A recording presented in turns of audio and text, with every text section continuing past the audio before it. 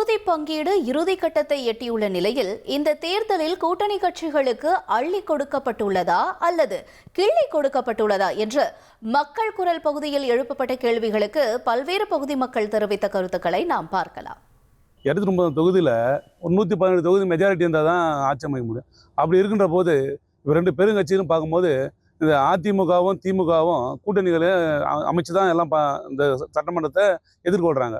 அப்படி எதிர்கொள்ளும் போது அதிமுக கூட்டணி அவங்க கூட்டணிகளுக்கு தேவையான அளவுக்கு அள்ளி கொடுத்து அந்த கூட்டணியை தக்க வச்சுருக்காங்க, அவங்க திருப்தியாக வச்சுருக்காங்க, அந்த கூட்டணியில் உள்ளவங்க வேலை செய்கிற அளவுக்கு வச்சுருக்காங்க.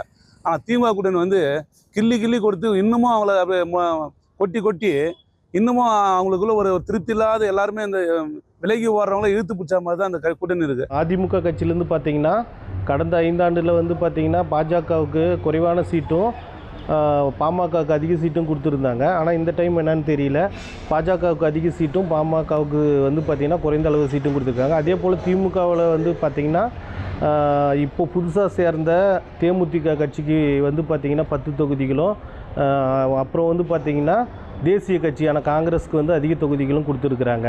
நம்ம மாநில கட்சியான பார்த்திங்கன்னா விடுதலை சிறுத்தைகள் மற்றும் பார்த்திங்கன்னா கம்யூனிஸ்ட்டு விடுதலை சிறுத்தைகள் மற்றும் பார்த்திங்கன்னா சிறுபான்மை கட்சிகளுக்கு எல்லாருக்குமே பார்த்திங்கன்னா குறைந்த அளவு சீட்டே கொடுத்துருக்குறாங்க. கூட்டணி என்று பார்த்தால் ஏடிஎம்கே தான் அதிகமாக கொடுத்துருக்கு. பட் டிஎம்கே அதிகமான கட்சிகள் கூட்டணியில் இருக்கிறதுனால அவங்களால அள்ளி கொடுக்க முடியல, கிள்ளி தான் கொடுக்க முடியுது. திமுக பார்த்தீங்கன்னா அங்கே கூட்டணி கட்சின்னு சொல்லி சின்ன கட்சிக்கு நிறையா கொண்டாந்துட்டாங்க. 23 கட்சியோ 21 கட்சியோ சொன்னாங்க, சரியாக தெரியல. தொகுதி பாரியாக அவங்களால பிரிக்க முடியல. அஇஅதிமுக பார்த்தீங்கன்னா குறைஞ்சதில் இப்போ பிஜேபிக்கு ஒதுக்கிட்டாங்க, பாமகவுக்கு ஒதுக்கிட்டாங்க, தினகரனுக்கு 11 தொகுதி அமமுகவுக்கு ஒதுக்கியிருக்காங்க. இன்னும் வரும் கட்சிகளுக்கு தொகுதி பங்கீடு அதாவது ஒரு நாள் தான் உட்காந்தாங்க, ஒரே நாளில் தொகுதி பங்கீடு முடிச்சிட்டாங்க, அள்ளி வீசுகிறாங்க.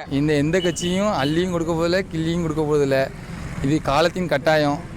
எல்லா கட்சிக்காரங்களும் தனித்து நின்று தான் ஜெயிக்கணும்னு நினைப்பாங்க. ஆனால் இப்போ அரசியலில் விஜய் வந்திருக்கிறதுனால கொஞ்சம் இளைஞர்கள் ஓட்டு கொஞ்சம் அதிகமாக இருக்குது. மக்கள் கொஞ்சம் கூட்டணி கட்சிகளுக்கு கொஞ்சம் பயம் பதட்டங்கள் வந்துட்டு. மக்கள் குரல் பகுதியில் பல்வேறு பகுதி மக்கள் தெரிவித்த கருத்துக்களை நாம் பார்த்தோம். இனி செல்லும் இடமெல்லாம் செய்தி. தந்தி டிவியின் வாட்ஸ்அப் சேனலை ஃபாலோ பண்ணினா செல்ல இருக்கும் இடமெல்லாம் செய்தி. இதோ QR கோட் இப்பவே ஸ்கேன் பண்ணுங்க, ஃபாலோ பண்ணுங்க.